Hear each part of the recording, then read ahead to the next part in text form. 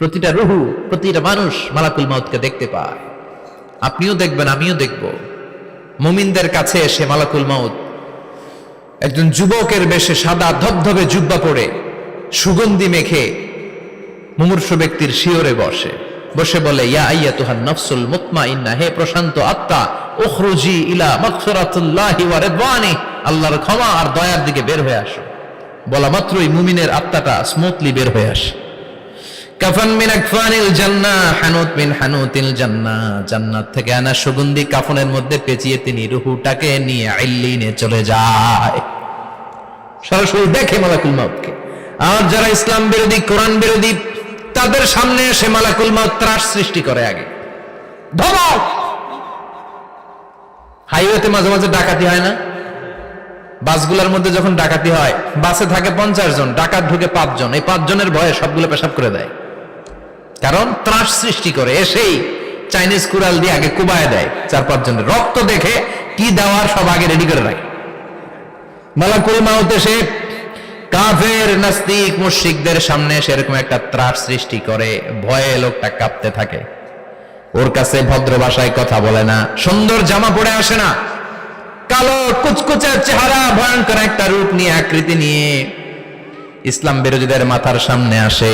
দুর্গন্ধযুক্ত চেহারার দেহ নিয়ে ধমক দিয়ে বলে, ও পাপাত্তা, ইয়া আইয়াতুহান নাফসুল খাবিসা উখরুজি ইলা গাদাবিল্লাহ, হে পাপাত্তা, আল্লাহর রাগ, ক্রোধ আর গজবের দিকে বের হয়ে আয়।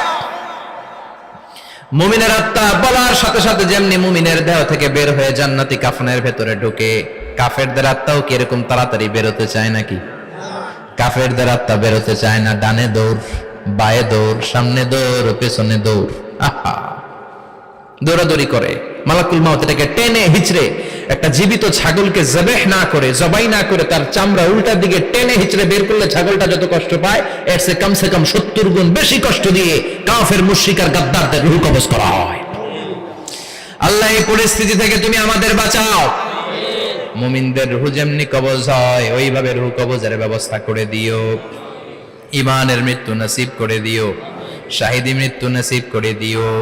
আমাকে শহীদ করে সেই মিছিলে শামিল করে নিও, যে মিছিলের নেতা মীর হামজা, খোবায়েবে খাব্বাব, আল্লাহর কাছে ছিল অতি প্রিয়, শামিল করে নিও। আমাকে শহীদ করে সেই মিছিলে শামিল করে নিও। পড়েন আমিন। আর জোরে পড়েন আমিন।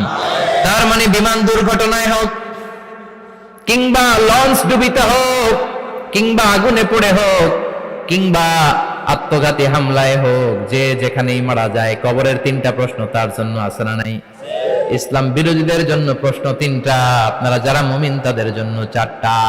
আপনাদের জন্য একটা বেশি, আলহামদুলিল্লাহ। কোন কবরে এসে প্রথম প্রশ্ন করবে, মুনকার নাকির যখন চলে আসবে, 40 কদম যখন আত্মীয় স্বজনরা লাশটাকে কবরের মধ্যে দিয়ে 40 কদম চলে যায়, তখনই ফেরেশতা চলে আসে। আহা, শেষ, সব শেষ। এসেই পরীক্ষা শুরু। মার রব্বুক, তোর রবের নাম কি? চিল্লায় বলেন, আমাদের রবের নাম কি? আমরা বলবো রব্বি আল্লাহ, আল্লাহ আমারে রব। দমে দমে তনু মনে তারি অনুভব। পড়েন, আল্লাহ আমারে রব। তোমার দুনিয়াতে আমি যেদিকে তাকাই, অথই নিয়ামতে ডুবে আছি সবাই। পাখপাখালির গানে শুনি তসবিহ কলো রব, তসবিহ কলো রব, আল্লাহ আমারে রব। প্রথম প্রশ্ন, তোমার রব কে? আমরা বলবো আমাদের রব আল্লাহ। দ্বিতীয় প্রশ্ন, ওমা দীনুক, তোমার ধর্মের নাম কি? আমরা কি বলবো? তৃতীয় প্রশ্ন, বিশ্বনবীর চেহারা দেখিয়ে বলা হবে, আতারিফু হাদার রাজুল, এই লোকটারে চিনো নাকি? আমরা বলবো চিনি, আমাদের প্রাণের নবী, ঠিক কি না? চাঁদের চেয়ে সুন্দর তুমি নবী আমার কমলিহিওয়ালা, দু জাহানের বাদশা তুমি প্যারা নবী সাল্লে আলা, চাঁদের চেয়ে সুন্দর তুমি নবী আমার কমলিহিওয়ালা, ঠিক কি না? তিনটা প্রশ্নের যথাযথ উত্তর যখন দিয়ে দিলেন, আপনার জন্য অতিরিক্ত আরেকটা প্রশ্ন করা হবে, ওয়ামা ইলমুক, তোমার নলেজ কি? তিনটা প্রশ্নের উত্তর যে তুমি করতে পারলা, কিভাবে পারলা, কেমনে জানলা? নকল করে বলছো নাকি জেনে বুঝে আসছো? নকল হয় না? এখন তো পরীক্ষা চলতেছে বোধহয়। কি পরীক্ষা? এসএসসি পরীক্ষা। নকল হয়? কৃষ্ণপুরে নকল নাই না? এখন মনে হয় এগুলো একটু কমছে। একটা সময় ছিল অনেক নকল হইতো। পাঞ্জাবের ভিতরে নকল, পকেটে নকল, টুপির ভিতরে নকল, মৌজার ভিতরেও নকল। এমনকি মেয়েরাও নকল করে পরীক্ষার হলে আসে না নাই? স্কেলের মধ্যে লিখে নিয়ে যায়, হাতের মধ্যে লিখে নিয়ে যায়, ওড়নায় লিখে নিয়ে যায়, কাপড়ে লিখে নিয়ে যায়, আসে না নাই? ফেরেশতারা বলবে নকল করছো নাকি? কেমনে জানলা? তিনটা প্রশ্নের উত্তর তুমি কেমনে বললা? আল্লাহ তোমার রব, ইসলাম তোমার ধর্ম, এই লোকটা বিশ্বনবী, কেমনে চিনলা? আপনাকে তখন বলতে হবে আমি কোরআন থেকে শিখেছি, আমি হাদিস থেকে শিখেছি, আমি ইসলাম জেনে বুঝে মেনেছি, আমি আন্দাজে কোথাও ঘুরি নাই। চিল্লায় এখন ঠিক কিনা? আপনাকে বলতে হবে। এজন্য শিখতে হবে, প্রতিনিয়ত ইসলাম সম্পর্কে জানতে হবে, আখের গোছাতে হবে, জীবনটাকে আলোকিত করতে হবে। চিল্লায় বলেন ঠিক কিনা? চারটা প্রশ্নই যখন হয়ে গেল, ফেরেশতারা বলবে আহলান ওয়া সাহলান ওয়া মারহাবান বিক, খোশামদেদ, কংগ্রাচুলেশন, খোশামদেদ, কংগ্রাচুলেশন, সব প্রশ্নের উত্তর তুমি পেরেছো। ফায়ুফসাহু লাহু কবরুহু ৭০ যিরান, আপনার কবরটারে ৭০ হাত লম্বা করে দেয়া হবে। ওয়া ইফতাহু লাহু বাবুন ইলাল জান্নাহ, আপনার কবর থেকে জান্নাতের দিকে দরজা খুলে দেয়া হবে।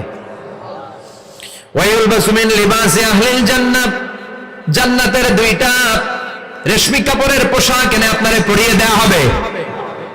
আর বলা হবে নাম কানাও মিলা আরুস, ঘুমাও, sleep, you should get some sleep now, তোমাকে লম্বা সময় পাড়ে দিতে হবে, ঘুমাও। কানাও মিলা আরুস, যেমনি বর বাসর রাতে আরামসে ঘুম দেয়, বাসর রাতে যেমনি বর কনেকে নিয়ে মধুর ঘুম দেয়, তুমিও ঘুমাও, কেউ তোমার ঘুম ভাঙবে না। মালাক ইসরাফিলের, কিয়ামতের জন্য ইসরাফিলের সিংহায় যে ফুৎকার আছে, ওই ফুৎকার ছাড়া কোনো কিছুই তোমার ঘুম ভাঙাতে পারবে না। আলহামদুলিল্লাহ পড়েন। আল্লাহ আমরাও যেন চারটা প্রশ্নের উত্তর দিয়ে লম্বা একটা ঘুম দিতে পারি, পড়ে না আমিন। ওয়াম্মাল কাফির ওয়া আহলুশ শিমাল, আর ইসলাম বিরোধী যারা, তাদের সামনে আসবে মালাকান আসওয়াদান আজরাকান, কৃষ্ণ বর্ণের দেহ, নীলাভ বর্ণের দুটো চোখ, গায়ের রং কালো, চোখের রং নীল। দেখতে কেমন লাগে? আলিফ লাইলার ভূতের মতো। কথা কন। গায়ের রং কালো, চোখের রং নীল। ফেরেশতা দুইটা আসবে, এসে ত্রাস সৃষ্টি করবে, এসে বলবে বল তোর রবের নাম কি? মার রব্বুক। ইসলাম বিরোধী মুশরিক, কাফের, নাস্তিক এরা বলবে আমি জানি না আমার রবকে, আমি জানি না, আমি তো আজীবন শুধু চেয়ার করেছি, মদ খেয়েছি, আমি ধর্ষণে সেঞ্চুরি করেছি দুনিয়ার বুকে, আমি টেন্ডারবাজি করেছি, চাঁদাবাজি করেছি, আমি মাস্তানি করেছি, আমার দাপটে এলাকার ইসলাম প্রিয়রা বাসায় ঘুমাতে পারে না। আমি ছিলাম টেন্ডারবাজ, আমি ছিলাম গডফাদার, সন্ত্রাসীদের লিডার, আমি ছিলাম ডন 1 2 3 সব, আমি ছিলাম ডনের ডন, আমি ছিলাম মাস্তান, রংবাজ। রব টব কি আমি তো জানি না। লাদ্রি লাদ্রি, আমার জিজ্ঞেস করো না। আবার প্রশ্ন করা হবে ওয়ামা দীনুক, তোর ধর্মের নাম কি? বলবে লা আদরি, আমার কোনো ধর্ম নাই, আমার কোনো ধর্ম নাই, আমি শুধু মৌজ মাস্তিতে ছিলাম, আমি আনন্দ ফুর্তি করেছি, ইসলাম নিয়ে আমার মাথা ব্যথা ছিল না, আজীবন ইসলামরে আমি বাস দিয়েছি। চিল্লায় বলেন ঠিক কিনা? ইসলাম বিরোধীদের সাথে ছিল আমার চলাফেরা, আমার সব সাঙ্গপাঙ্গ ছিল গুন্ডা বদমাশ, ইসলাম বিরোধী। রব কি, ইসলাম কি, এগুলো আমি জানি না। আমার এগুলো জিজ্ঞেস করো কেন? ধর্ম কি আমি জানি না, আমি কিচ্ছু মনে করতে পারছি না।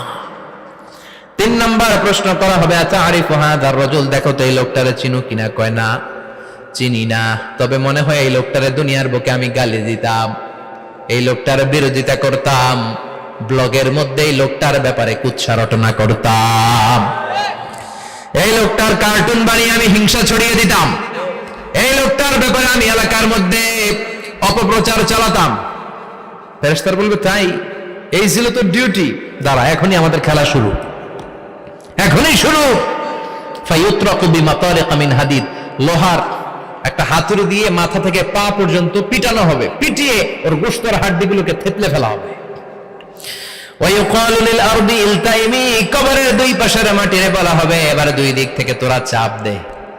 চাপ দেয়া হবে, ধাক্কা ধাক্কি করেও সে সুবিধা করতে পারবে না। মাটি আস্তে আস্তে আস্তে আস্তে দেহের দুই দিকে লেগে এমন জোরে দুইটা চাপ দিবে, ফাতাখতালিফা আদলাউহু, তার ডান পাশের পাজরের হাড্ডি বাম দিকে ঢুকে যাবে, বাম দিকের হাড্ডি ডানে চলে যাবে। বিশ্বনবী বললেন এই হাতুড়ি দিয়ে পিটানোর শাস্তি, কবরের চাপ দেওয়ার শাস্তি চলতেই থাকবে হাত্তাল কিয়ামা, কিয়ামত পর্যন্ত। আল্লাহ এই কবরের শাস্তি থেকে আমাদের বাঁচাও। আমরা এই আযাব পেতে চাই না, আমরা যেন ঠিকভাবে কবরের 4টা প্রশ্নের উত্তর করে দিয়ে লম্বা ঘুম দিতে পারি। আল্লাহ তুমি তৌফিক দাও। এজন্য আল্লাহ বললেন গোলাম দুনিয়া নিয়ে পাগল হয়ে থেকো না, এই দুনিয়ার জীবন আসল জীবন নয়, আসল জীবন হলো কবরের জীবন। জোরে বলেন ঠিক কিনা? এই জন্য মাঝে মাঝে কবরে যাবেন, কবরস্থানে দাঁড়িয়ে চিন্তা করবেন এই জায়গায় আমারও আসতে হবে। দিন যাবে, রাত আসবে, বৃষ্টি হবে, শীত আসবে, কেউ আমার দেখতে আসবে না, একা থাকতে হবে। একা, বড় একা, অন্ধকার, বড়ই অন্ধকার। ওই কবরের জীবনের সামান গোছানোর দরকার আছে না নাই? ওই কবরে সুখে শান্তিতে থাকতে চাইলে নামাজ পড়ার দরকার আছে না নাই? কোরআন পড়ার দরকার আছে না নাই? ছেলে মেয়েগুলোরে মানুষের মতো মানুষ করার দরকার আছে না নাই?